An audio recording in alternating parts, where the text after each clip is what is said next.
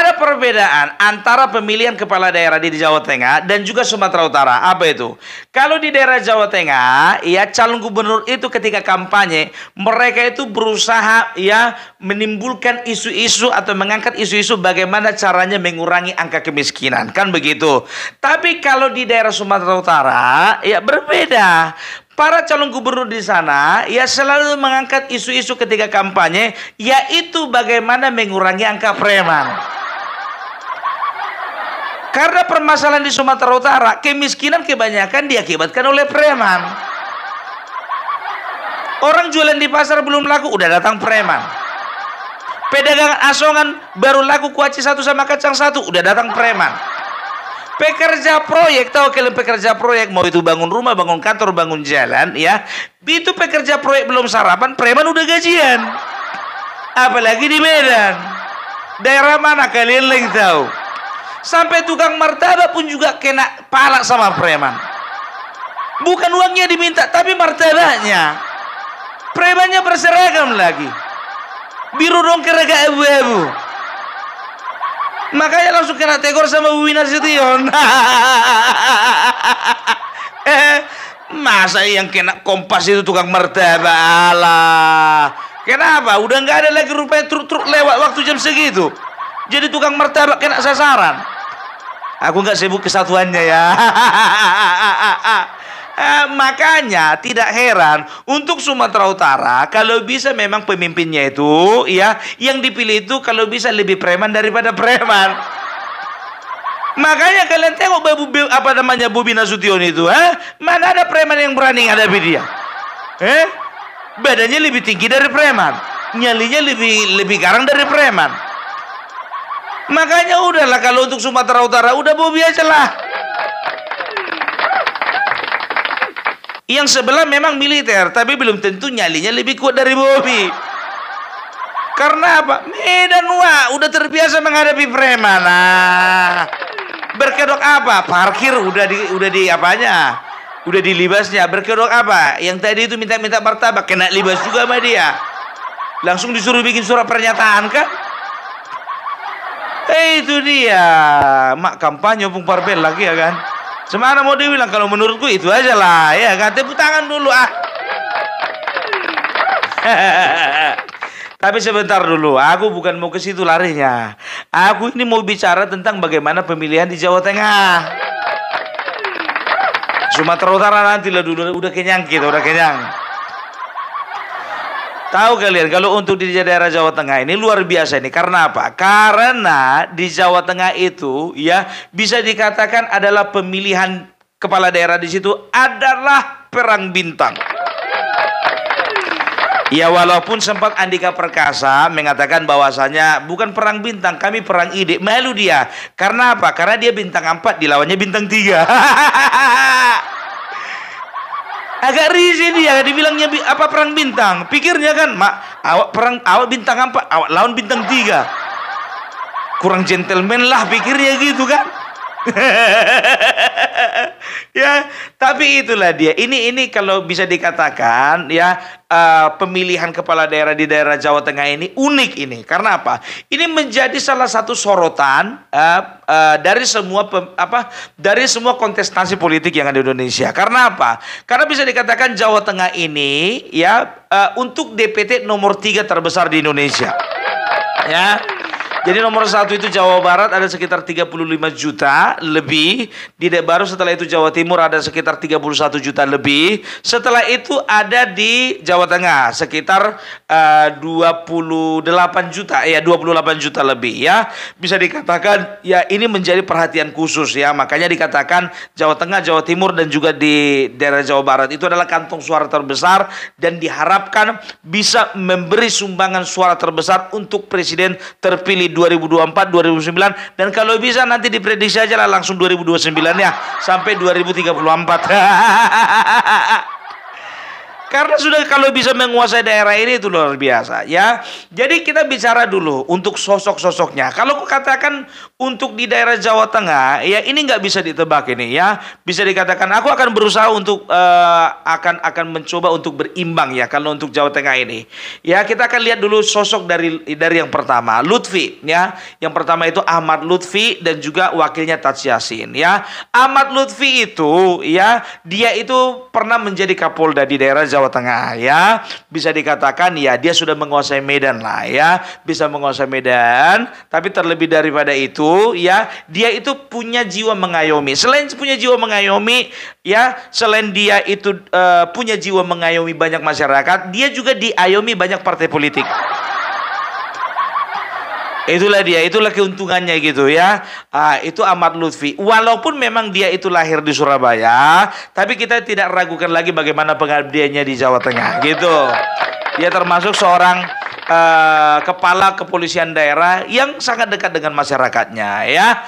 Setelah itu wakilnya Taj Yassin ya. Taj Yassin ini bisa dikatakan untuk posisi saat ini adalah posisi kuat. Karena apa? Karena beliau merupakan incumbent atau petahana dari wakil gubernur. Ingat ya, wakil gubernur Jawa Tengah ya. Karena waktu itu Ganjar Pranowo pada saat periode kedua untuk gubernur Jawa Tengah, wakilnya itu adalah Taj Yassin. Ya, jadi bisa dikatakan untuk Taj Yassin sendiri pun juga ketokohannya ini tidak diragukan lagi. Apalagi bicara tentang spiritual ya. Karena beliau itu adalah anak dari, kalau tidak salah ya, Maimun Zubir kalau tidak salah. Ya, Maimun Zubir, tokoh NU terbesar yang ada di daerah Jawa Tengah.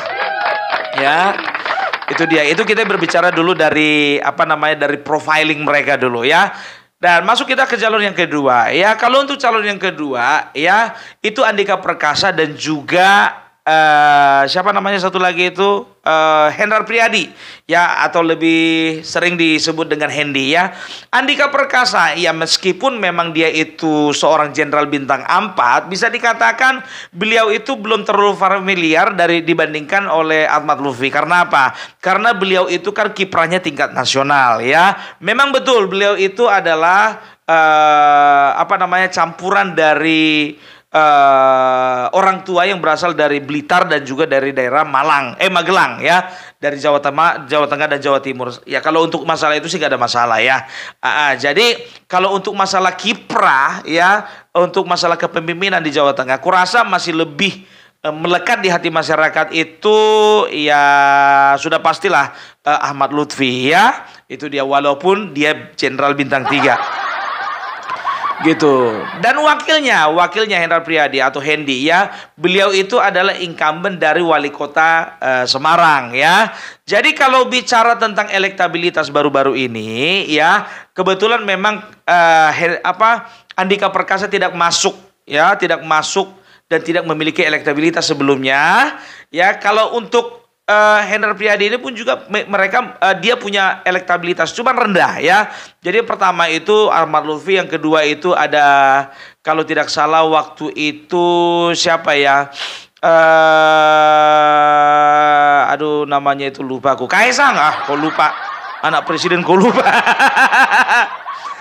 Iya, jadi Ahmad Lutfi, ada Kaisang, ada juga lagi siapa namanya si Taj Yassin dan juga Hendi. Tapi Hendi ini memang selalu dia itu elektabilitasnya sangat rendah ya. Kalau bisa kalau seingatku itu tidak lebih dari 5% ya. Tapi ya not bad ya. Jadi kalau bisa dikatakan bicara ketokohan ya, kalau Hendrar Priyadi itu ya kuatnya cuma di Semarang saja. Walaupun dia itu juga pernah menjadi ketua DPRD provinsi ya, dari wilayah mana ya aku lupa juga ya, tapi dia itu lebih berkecimpung di daerah kota Semarang ya. Jadi kalau bicara tentang ketokohan ya bisa dikatakan lebih kuat Taj Yassin daripada Hendrar Priyadi sebagai wakil. Karena apa? Karena Hendrar Priyadi itu karena Taj Yassin itu dia itu incumbent dari wakil gubernur, tapi kalau untuk si Hendi dia itu incumbent dari hanya wilayah kota Semarang, kan begitu. Sekarang masalah perilaku pemilih yang ada di Jawa Tengah. Jadi kalau untuk Jawa Tengah ini unik ini. Makanya aku buka tadi tentang perbedaan antara Sumatera Utara dengan Jawa Tengah. Kalau Jawa Tengah itu lebih memilih seorang pemimpin yang punya sifat dan juga punya daya pengayoman yang sangat kuat. Itu penting sekali ya. Jadi ketokohannya itu memang harus kuat. Ya, itu bisa kita lihat lah bagaimana memang secara kultur ya Jawa Tengah itu memang memiliki sifat bagaimana mereka itu berusaha untuk mengayomi di berbagai bidang di segala tempat. Itu dia. Beda kalau Sumatera Utara. Kalau Sumatera Utara nggak terlalu penting mengayomi, yang penting tegas. Gitu ya. Karena apa? Kalau nggak bisa lagi diayomi ya dibentak-bentak kan begitu. Itu cara kalau di Sumatera. Beda culture kita, bos. Ya, kalau mungkin di daerah Jawa Tengah sekali dua kali dikasih tahu langsung langsung nurut kan begitu. Tapi kalau di Sumatera Utara jangan harap 100 kali keluar urat leher kita itu belum tentu. Itu dia ya. Jadi kalau bisa dikatakan kalau bicara tentang mengayomi, ya kita bisa lihatlah bagaimana pengaruh Tadsy Yassin dan juga Ahmad Lutfi bisa dikatakan lebih dibandingkan daripada Andika Perkasa dan juga Hendrar Priyadi. Itu yang pertama. Baru yang kedua, perilaku politik yang ada di masyarakat di Jawa Tengah itu, mereka itu biasanya mereka itu melihat siapa yang menjadi partai pengusung. Ya, kita bisa melihat bagaimana 2004 ya 2004 2009 2014 2009 2004 2009 2014 2019 sekarang 2024 sudah 20 tahun ini ya tidak bisa dipungkiri bahwasanya untuk parlemen di daerah Jawa Tengah itu dikuasai oleh PDIP.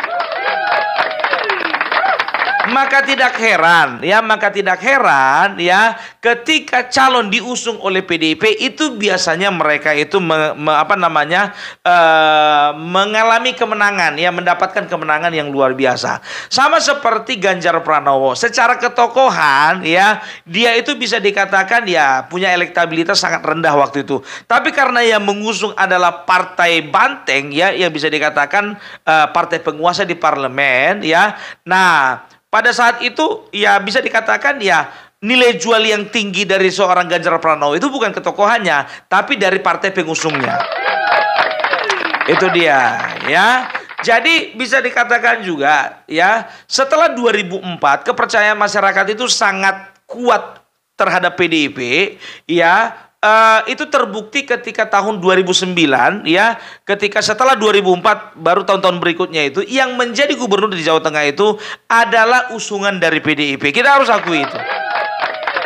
Yang pertama itu Bibit Waluyo, yang kedua itu Ganjar, yang ketiga juga Ganjar ya. Jadi bisa dikatakan 3 periode berturut-turut itu yang pegang adalah PDIP ya. Tapi ini tidak bisa jadi ditebak, tidak bisa ditebak, tidak bisa menjadi patokan ya kalau ya untuk next gubernur itu adalah juga usungan dari PDIP. Karena apa? Mungkin saja trennya sudah berubah, mungkin saja perilakunya sudah berubah. Karena apa? Karena kita bisa lihat ya ketika Pilpres kemarin ya dari sekian banyak, kurasa ada sekitar 28 itu. Ada sekitar 28 atau 30 kabupaten kota yang ada di Jawa Tengah, itu hanya 2 yang dikuasai oleh si merah. Hanya dua ya, lainnya itu biru semuanya. Artinya apa? Dikuasai oleh Prabowo Gibran ya. Jadi kita tidak tahu juga apakah pilihan itu dan juga hati itu sudah mulai bergeser dari PDIP. Kita lihat saja nanti ya. Itu dia. Jadi bicara tentang perilaku masyarakat yang mereka akan melihat partai pengusung, ya bisa dikatakan ini hampir bisa dipastikan ya, berarti semakin besar semakin banyak partai pengusung, semakin dominan partai pengusung terhadap tokoh tersebut, sudah bisa hampir dipastikan berarti Ahmad Lutfi dan Tadsy Yassin itu ya lebih unggul daripada Andika Perkasa. Itu dia ya. Karena beberapa kali pemilihan aku perhatikan ya untuk gubernur ini, aku bicara skala gubernurnya saja ya.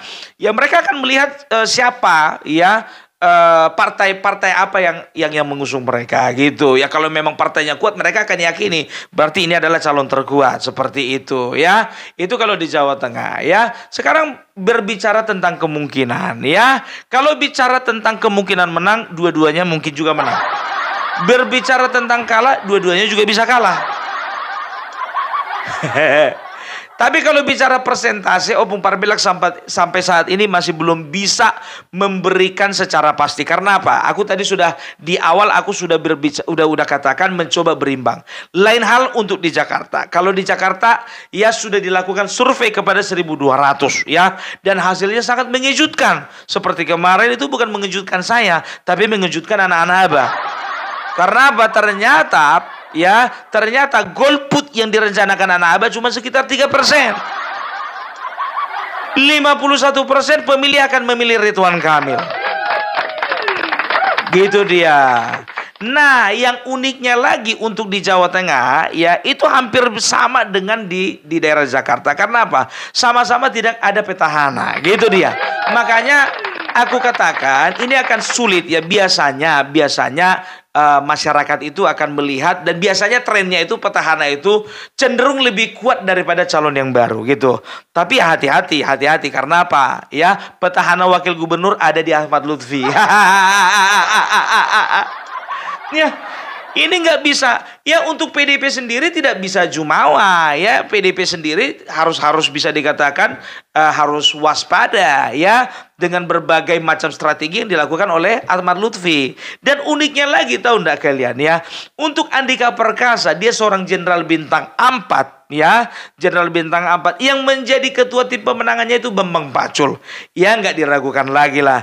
Tapi yang luar biasanya lagi ya, Ahmad Lutfi itu ketua tim pemenangannya itu adalah kebanyakan adalah Jenderal Purnawirawan. Coba bayangkan kalian dulu. Untuk jenderal itu ada di sebelah kiri, tim pemenangannya jenderal ada di sini. Ya, kalau nggak salah Anto apa namanya itu, lupa aku ya. Anto Magdi ya, pokoknya itulah dia ya. Dan uniknya lagi, mereka itu kalau bisa dikatakan tim mereka itu ada tim 8 ya. Jadi 8 orang gabungan dari TNI Polri ya, yang sudah purnawirawan. Mereka itu menjadi tim pemenangan Ahmad Lutfi dan juga Taji Yasin. Itu dia ya. Jadi kenapa Ahmad Lutfi perlu ada tim pemenangan dari militer ya? Jadi begini, kalau untuk Jawa Tengah ya, Jawa Tengah itu sebelum Ganjar Pranowo ya, itu trennya itu ya, kebanyakan Jawa Tengah itu dipimpin oleh sosok seorang militer. Jadi inilah yang dibaca PDIP, makanya mereka kirim seorang Andika Perkasa.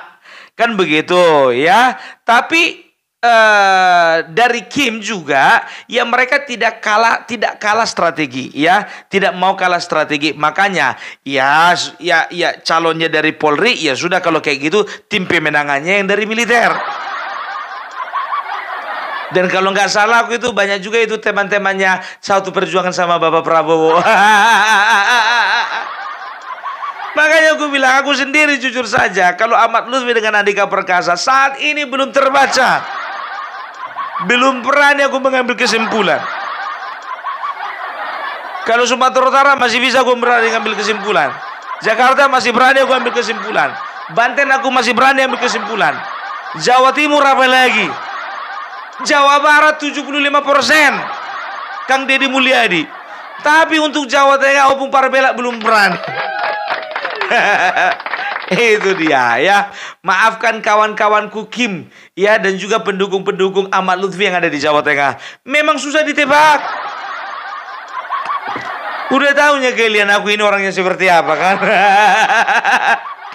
Itu dia. Ya, kalau kita tanya contohnya kawan-kawan Opung Parbelak, apa mereka bilang, wow kalau di sini Ahmad Lutfi Pung.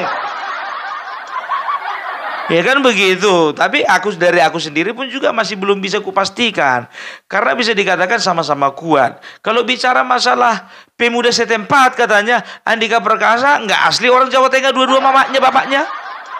Begitu juga Ahmad Lutfi, lahir Surabaya. Kan begitu. Ah, itu dia. Jadi sesuatu yang tidak bisa ditebak itu, kalau Bung Parbelak tidak berani untuk mengambil kesimpulan, kecuali dilakukan survei oleh lembaga survei yang kredibel, kan begitu?